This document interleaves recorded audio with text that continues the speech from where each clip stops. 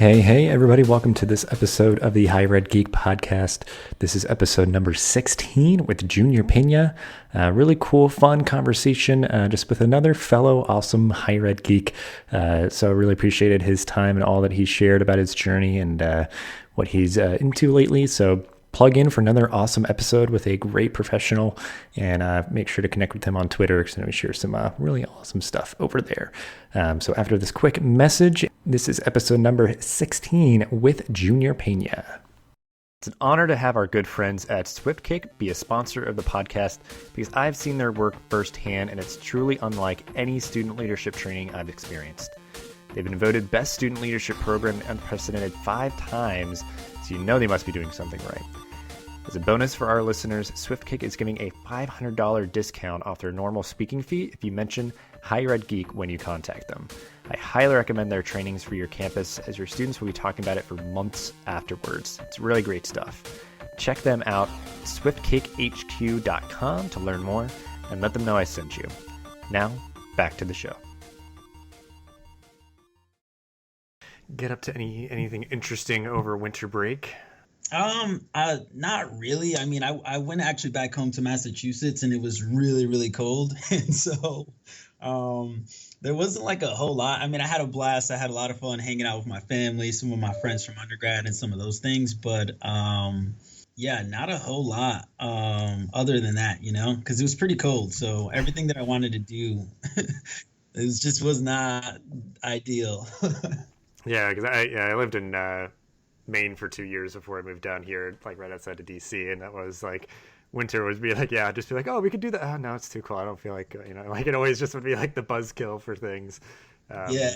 But yeah, I mean, there certainly is, always a place for just kind of snuggling up and relaxing and just staying indoors and stuff. But because that's what my winter break ended up being a lot of anyway. Like I did have like a lot of just like random stuff of like, oh, I just want to like watch that show or like, read that book or play that game, like just stuff to just like take it easy, relax, and, not really have to venture out too much. But, For sure. But yeah, I mean, if you just want to start off the episode here, if you just want to introduce yourself to everyone, kind of give your professional journey and how you got to be where you are today. For sure. So my name is Junior Peña.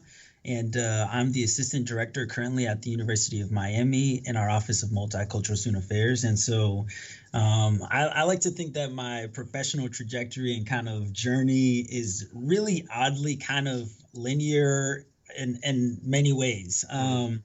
So I identify as a first generation college graduate. And so I did my undergraduate work at the University of Massachusetts, Boston, in psychology and communication. And while there, I was heavily involved, like a lot of other folks are.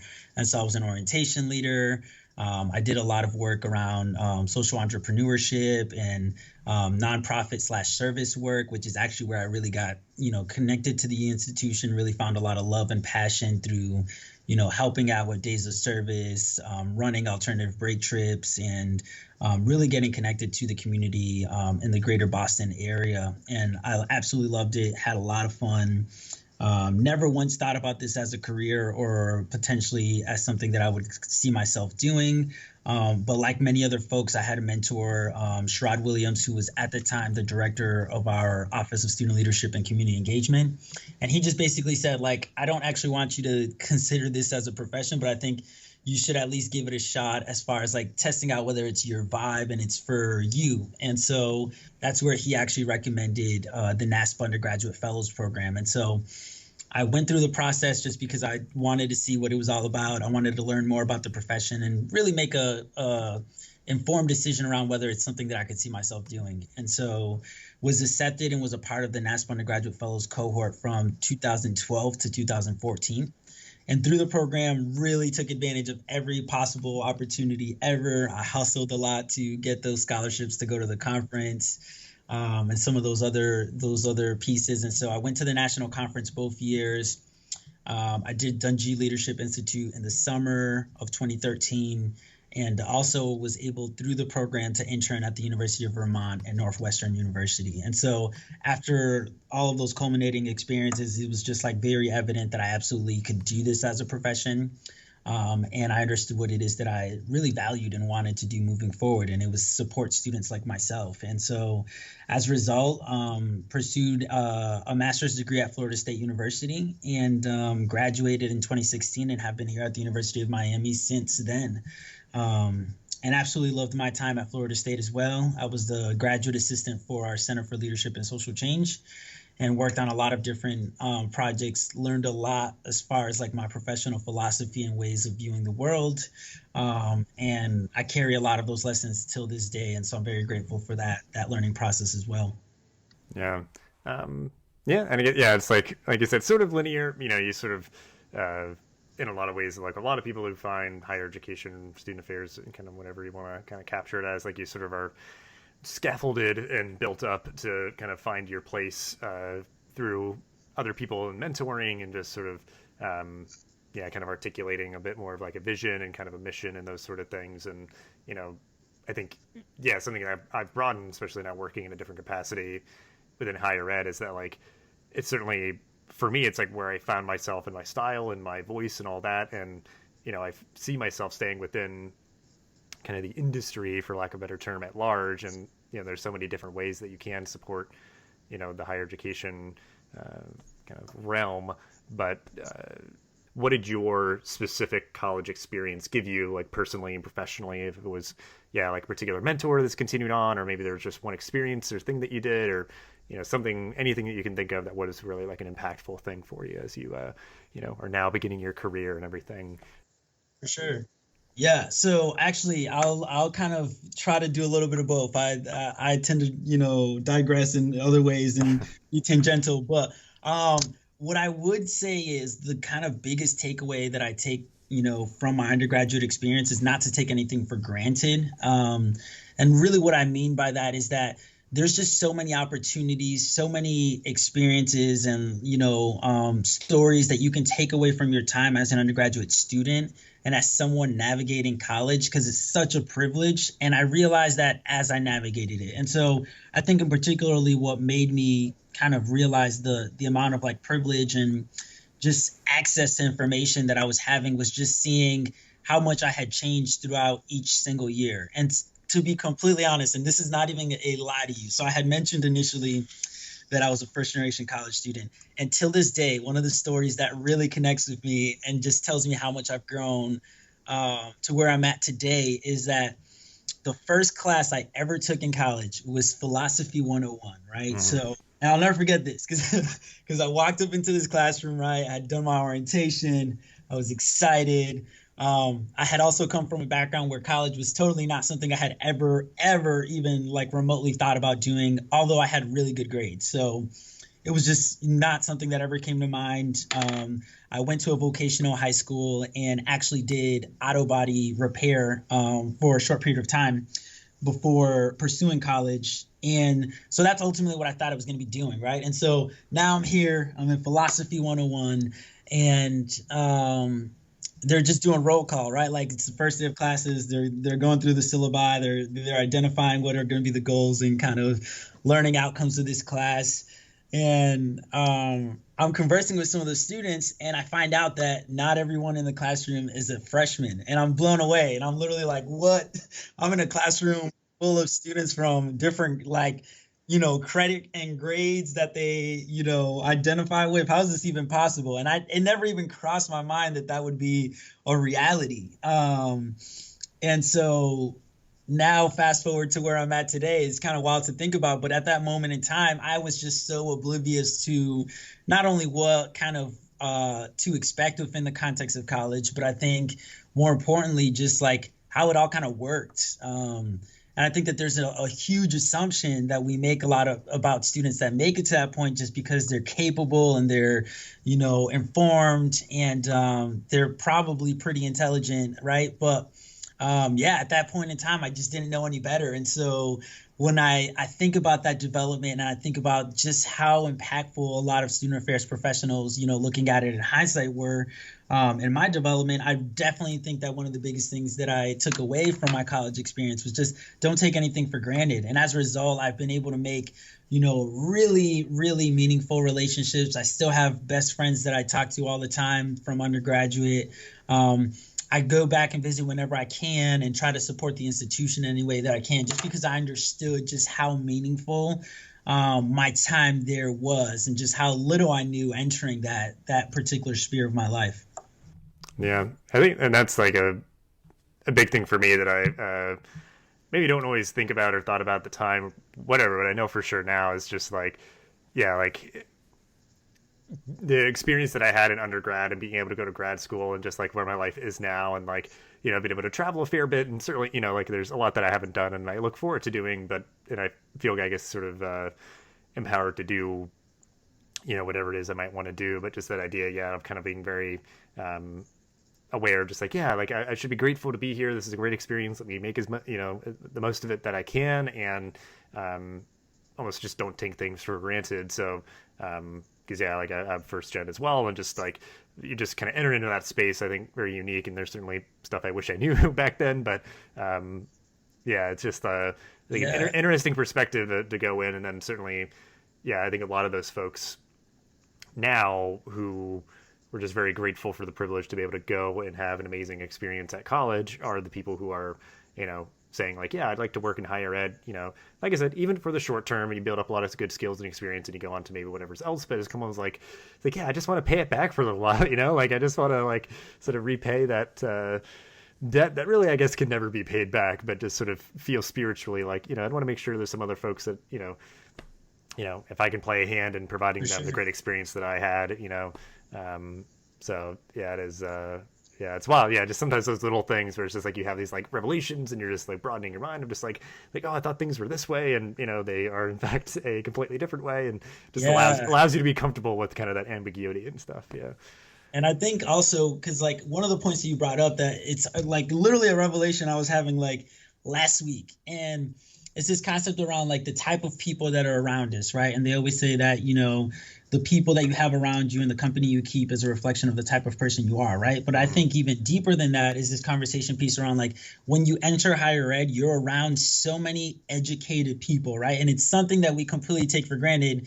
And I try to remind myself of this, right? Is that our immediate networks and the people that I see on Twitter and engage with on Twitter regularly, or like on other social media outlets, a good majority of them are either already a, you know, master's graduate or pursuing a master's degree. And that to me is wild, right? Because when you look at a lot of other people's so immediate networks, right, and immediate spheres of influence, they do not have folks that are just so well educated, right?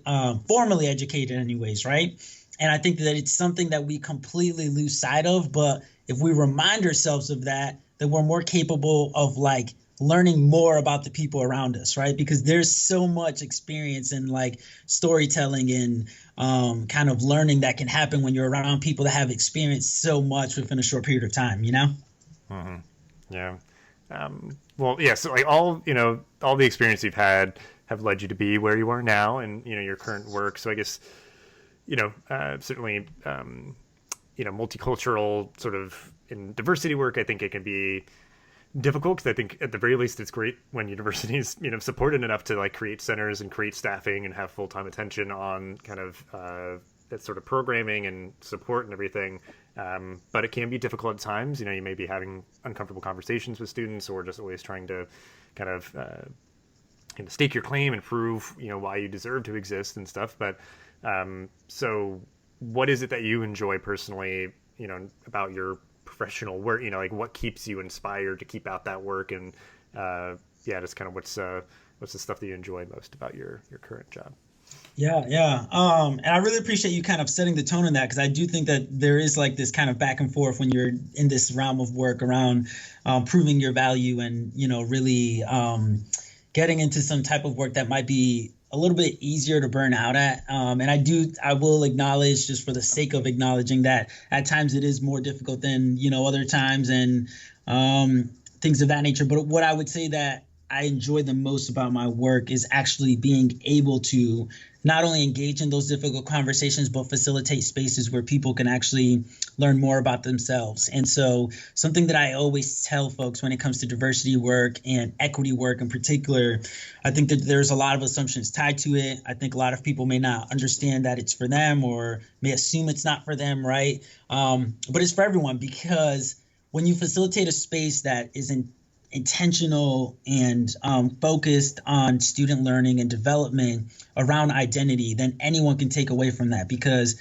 the very most like vital first point of contact and understanding when you're doing this kind of work is self-awareness. And I think that whenever we create spaces where students can learn a little bit more about themselves, but more importantly, how that understanding of themselves influences or looks like in relation to others, I think that that's where we start making those connection points. And even if you don't necessarily see it at that moment in time, even if that reflection doesn't take place right in front of you, they'll start to make those connections more organically. And they'll start to understand that as a result of me being this person with this set of experiences and lived realities and ways of viewing the world, I show up like this, but maybe this person shows up differently because of their experiences, however limited I know about what they are. You know what I mean? And so what I really, really enjoy about my work is being able to create spaces and opportunities for students to be able to learn a little bit more about themselves, and in turn what that means for the people around them, whether that's family members, other students, staff, professionals, and the like. And those are the moments that give me the most energy and like love and passion for the work that I do, is understanding that there are these just finite moments where students get it and it all kind of comes together, and they start to realize that, you know, their sense of self is really important. And not only that, but by honoring their own complexity and honoring their own sense of self, they can become more willing to allow other people to do the same, right? And to allow the grace and love to ensure that people understand that everyone is complex, right? And that those complex identities and collection of identities contribute to their sense of self as well. Mm-hmm. Yeah. I think it's a really good way to put it. And it's almost just like it, you know, what you enjoy about it or what keeps you at it is the difficulty. And yeah, when you have that kind of like aha moment or kind of put everything together for a student and they kind of have, it's almost like a breakthrough. But yeah, it's just, like you said, almost like the equation of like greater self-awareness in with ourselves and knowing who we are and being comfortable with that, then equates to having more empathy and understanding towards other people and them having that same experience and, you know, allowing them to be, you know, whoever they choose to be.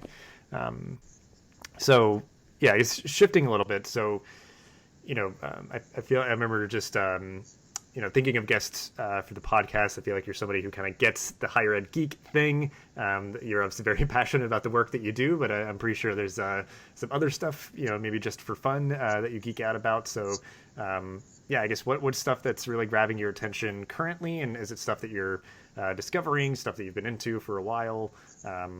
Just anything that you're kind of, you know, geeking out about right now. Yeah, so there's a few things. So, and I actually I'm kind of like open about like, you know, things that I geek out about on Twitter whenever I get on there now these days and things of that nature. But so a few things. One is my Funko Pop collection. So I geek out about it pretty regularly, and I, you know, make sure I share it with our students, and our students now, you know, some of them come to the office to just check it out. And so my Funko Pops is basically like, they're like vinyl figures. I don't know if you know about them. Oh, yeah. Yeah. And so I have like a pretty extensive collection that not only DC and Marvel characters, but also anime characters, because it's really what I spend most of my time like watching outside of work. And so, and I know we'll touch upon this, you know, after like later on in the podcast, but I love geeking out about, you know, not only collecting and getting some exclusive vinyl figures, but also making sure that I, oddly enough, connected to my work in a way that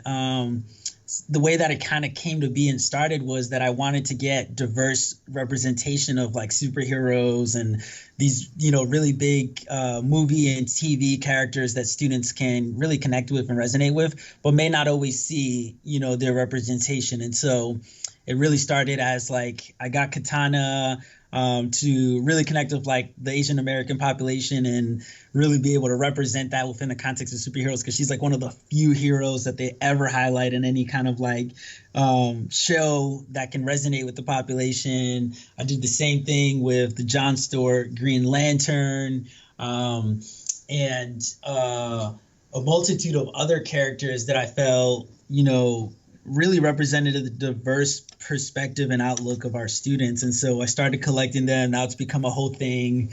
And in all honesty, it's something that I geek out about all the time, because whenever I see like a show or a character that I really, really like, I'll, try to make a game plan to acquire that figure. And I would say along with that, just the whole kind of I would say shift. Like, I think we've gotten back to a place where it's actually really cool to enjoy things like superhero movies and cartoons, and how big and, kind of controversial Star Wars has been. So I'm a fan as well. And this really all started for me as a young kid. I used to always watch the shows, not as much read the comics, but I do for kind of like big events that really kind of connect to my interests. I'll read the comics themselves.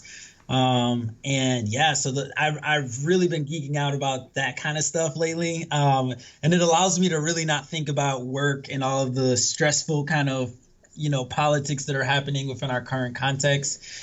So I watch a lot of the shows, collect the vinyl figures, and I also read a lot of like manga and some of those different mediums as well. Mm-hmm. No, yeah, that's exactly. Yeah, like I love Funko Pops, and I give them a lot as gifts to people, and yeah, I have a bunch at my desk, and don't know why I got into them originally, but I think they're just like a good way to like scratch sort of like a collector itch, or just sort of like have a cool way to represent different characters that you're into. But I hadn't like I posted a picture of my desk one time, just like, oh, look at all my Funko Pops, and like somebody like called me out and just like, oh, you don't really have any like female character, like you just kind of have all these like white dudes and stuff. And I was like, like, well, no, like I am into like other characters, but it is just so easy to kind of default to that. And yeah, it's great to hear that like you were sort of thinking of that as well. So yeah, like I got like Mace Windu, and yeah, I got like the Jon Stewart Green Lantern, and you like, got Mace Windu? That's freaking cool, yeah, man. I like hunted him down. But yeah, and like Rey from Star Wars and Spider-Gwen, and like there's these characters that like I've explored and I enjoy, and like I just was that idea of just like, yeah, I should have like other characters. Like it is just the majority of the ones that are offered, it's super easy just to get kind of stuck with a bunch of white dudes. So it's like, okay, yeah, who do I like that's different? And like just making sure that like, yeah, if somebody were to walk by my desk, they see just this diverse array of characters and stuff. And it is just we're certainly in a renaissance now. I think there's a lot of that coming down the pipeline of diverse superheroes, and then certainly just a lot of that kind of content of exploring power and responsibility and teamwork and those sort of things within the genre. I think it's definitely evolving, but yeah, it's definitely right there with you of kind of having a healthy diet of all the geeky stuff, comics and TV and all that. But I guess you mentioned it obviously just being like a good escape and like a good release. I guess, is there any like kind of like community or bonds or just anything else, just like as you've grown up with any like geeky stuff, just like how have these hobbies and interests positively contributed to your life, you feel? For sure. I have like, it's funny because like I have like a whole community of people that are also in higher ed that really like this stuff. And so I think about like Jack Naismith and Kirby Gibson, Atia McGee, and some of these other folks that are openly discussing these kind of, conversation points and sharing recommendations and things of that nature. And I'll regularly hit up somebody and just say like, oh, right now I'm looking for a new show, or I'm looking for, something new to read. Like, what are your thoughts? Like, feel free to send me some recommendations. And so I think it's been good because like I mentioned, I definitely use it as an outlet. And it's also like a huge positive to be able to reach out to other folks that are into these different topic areas and different, types of shows and areas of reading that, that just kind of like allow for you to really build community with one another, talk about these things in a space where you feel like you don't necessarily have to do as much explaining or catching people up to speed on what it is you're actually talking about, right? They just kind of know. And as a result, you can really just, literally geek out together and talk about some of the revelations, like movie trailers that have been released and some of those other things. So yeah, I'm a big fan of just being able to say that, like these different hobbies and areas of interest are just ways of me staying connected to the community in different ways, and really looking beyond just what people do, right? Because that's kind of like something I'm really, really big on is this concept of storytelling and understanding where people are coming from a little bit further than what the superficial kind of surface level conversations lead to. And so I think it's just another nature or area where you can really delve further and understand why people really like it, and it's kind of some of the things that you mentioned as far as like, conflict resolution and, teamwork and really just the cool designs altogether that just kind of remind you to never be too adult to the point where you lose sight of like the things you just enjoy. Yeah, for sure. Because some of the stuff, it's like, okay, this is like clearly meant for children, but it's like there's really like a good heart and a good core to it. So yeah, and then it's just fun.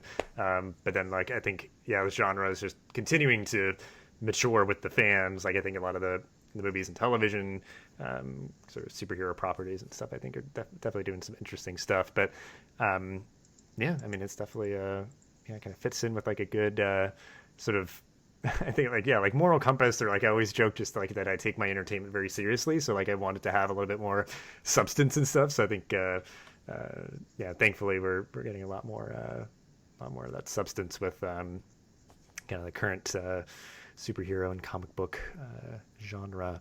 But yeah, I mean, so anything specific, I guess, that perhaps like current favorites, all-time favorites, stuff that you're reading, watching, and or listening to that you would like to just mention, we can include in the show notes. For sure.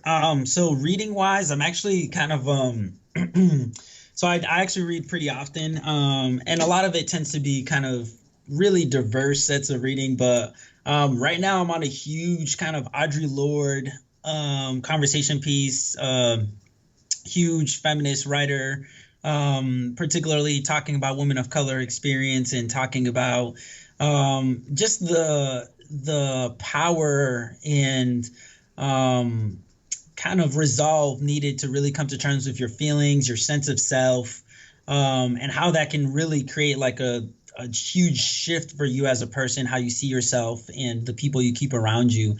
And so I've been reading a lot of actually really recently a lot of feminist kind of writing and books, but specifically I'm reading right now Sister Outsider by Audre Lorde, which is an anthology and a collection of some of her thoughts, experiences, and speeches and interviews, and just really good stuff around not only writing and coming to terms with your identity and some of these other pieces, but also just an understanding more about an experience that I cannot specifically align myself with as far as like my collection of identities, right? So I think that particularly women of color, and if we think about trans women of color and some of the women of color within the LGBTQ community, those are some of the most kind of openly oppressed and discriminated against populations within our entire society. And so really just trying to learn ways to not only read and understand to some extent that reality, but find ways that we can create spaces where that learning and growing within our role here at the University of Miami can continually happen for women of color specifically. And so I've really been reading a lot about that lately. I'm excited to be afterwards focusing on reading a little bit more about my own personal kind of development, and I'll be reading a book, kind of like a history book, but also kind of a collection of ideas and philosophies on the Dominican Republic, because it's actually where I grew, where I was born was the Dominican Republic, grew up in Massachusetts.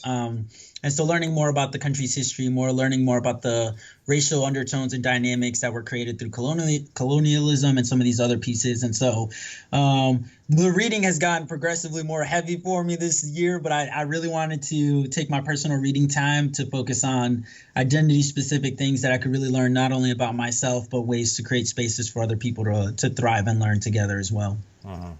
Yeah, I mean, yeah, I've heard of a lot of folks doing that, like really putting deliberate energy to be like, let me read things that I would not normally read things from different authors from different backgrounds, and certainly in our current political climate, I think it just is like, I think it's sometimes it's like I see the people and it's like, you're already an awesome person, like, stop being even more awesome. I feel like there's other people that need to be doing that like lack the empathy, like they should be like reading stories from people to learn more about their experiences and be more caring and considerate. But it's just like it's just really cool, because I think at the very least it's like these are great authors and storytellers who, like, these stories should be heard, and like we should engage with them more and share them out and all of that. But I definitely I feel like it seems like, yeah, your reading is kind of filling in, a bit more of like kind of like professional development and just obviously personal fulfillment of kind of exploring those different identities and everything.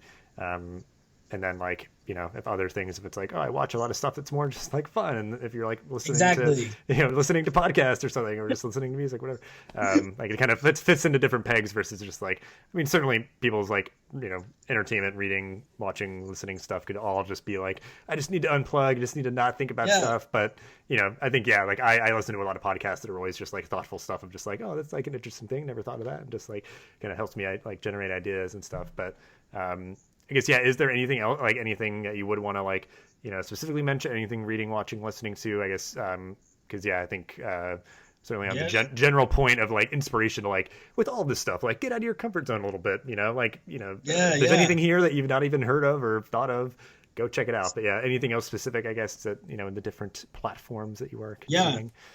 So reading, I've been going heavy, right? But I would say like up until this point, I really used reading as more of like self-motivation readings, right? So like I would always buy those like self-development books. But like watching for me, and this is so contradictory to what a lot of people do, right? But like whenever I watch anything, I really don't actually want to think all that much, right? Like I undoubtedly will identify some things that will make me think a little bit further about it. So like I actually am pretty intentional about doing shows that are not all that intensive, right? So like right now I'm watching mainly anime. So like One Piece, I don't know if you've heard of One Piece, but One Piece is like my main jewel. So I fully caught up. I read the manga. I'm very invested in the show. Love the storytelling, love where it's going. I think it's just really good. I love the characters. And that's like one of the mainstays of my viewing. I'm also watching another anime called Code Geass, and I really got it through a recommendation from a friend. And it's like really, really good.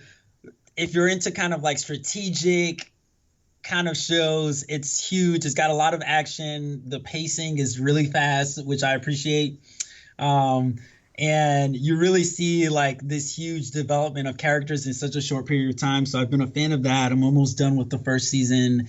And have really been, watching that whenever I have like that free time. And so those would be like the main two shows that I've been allocating time towards watching lately. And then listening to, I honestly go on Spotify a lot, oftentimes, and just listen to like different podcasts. The other day I was listening to a podcast about animal intelligence and, humans' assumption of animal intelligence in particular, and how we oftentimes think that, animals aren't as intelligent as they really are. So that was interesting. And I would say along with that, I listen to a lot of music. So lots and lots of music. And I make it a personal goal of mine to listen to like a different type of genre, like at least once a week. And what I mean by that is like usually like a different country's genre. So I've done a lot of J-pop, K-pop, J-rap, and some of these other things. So yeah. Interesting. Yeah, it's very, very worldly, and continuing that trend of yours, which is really great. And yeah, I mean, it's just awesome. There's so much of this kind of different stuff at our fingertips. So it's like, whatever you want to consume, it is all there. But yeah, we'll definitely link out to some of the stuff in the show notes there. But yeah, just to wrap up this episode, to end things on an optimistic note. So, what are you looking forward to in your job, in life, in the world? Just anything you can think of that kind of keeping you excited, keeping you looking forward, and they're just looking forward to. Yeah. And so I want to leave this as a message and a challenge and urge to other people to remind themselves of this as well. So something that I always tell people, and something that I remind myself of regularly, is three things. And no matter like when I think about what I look forward to in my job, my life, my world moving forward, when I think about my career development, all that I look for is three things. And one of those is be happy. So I look for environments, places, spaces, opportunities that I know will genuinely provide an opportunity to just genuinely be happy with where I'm at, happy with the things and opportunities that I'm creating. I think along with that is fulfilling work. And so being happy, having fulfilling work, so work that allows for me to feel like I'm contributing to something beyond myself, and contributing to a society beyond myself with a better outlook or perspective. And then the third is having people around me that are just awesome. And so it's something that I'm very intentional about, and something that I always look for is to ensure that the community that I curate, the people around me, are just good people. And I think if you have those three things, something that can provide you with a sense of happiness, something that can provide you with a sense of fulfillment, and a community of people that can provide you with a little bit of everything, then you'll be good. So those are the three things that I'm looking forward to the most, and hopefully continually providing and having an opportunity to get those in my life. Yeah. Yeah, that's I love it. Yeah, it's a great way to end it, and just sort of kind of generally get people thinking, I hope. And because it's like, yeah, obviously you would get a lot from those things, but I think can give back to community, and sort of like that energy can be kind of cyclical if you're, kind of happy and fulfilled and sort of just kind of zen, like I said. It's always kind of my, what I'm striving for is just to be like, okay, just like being where you are, like being with the people that you are with, and kind of good vibes, and just sort of, it all kind of like feeding in and kind of looping around. So yeah, I mean, yeah, it's something to strive towards, but something to also just sort of like continue to nurture, and sort of like, again, just sort of kind of have that symbiotic thing where you're kind of giving back and kind of getting energy and positivity from the people around you, and kind of giving that positivity back, and just I think certainly, all the things that you mentioned, just kind of opening yourself up to other people's experiences and stories and stuff, is just going to create the empathy, and just kind of understanding to allow for that to kind of grow. So yeah, all really great stuff. Really appreciate you speaking about your path and the things that you're into right now, and just really appreciate your enthusiasm, and appreciate your kind of making time for this episode and sharing all that you did. So we'll definitely have ways for folks to connect with you in the show notes. So yeah, again, thanks, and just have a good rest of your day. Cool. Thank you so much for having me, Dustin. I appreciate it. This podcast is a proud member of the Connect EDU Podcast Network, bringing together diverse voices and thoughtful discussions to the higher ed community. Check us out online at connectedu.network or on Twitter at connectedupod. Thank you so much for listening to this episode of the podcast. Please rate, review, and subscribe so you'll never miss an episode. Thanks again for listening, and I'll see you in the next episode of the Higher Ed Geek Podcast.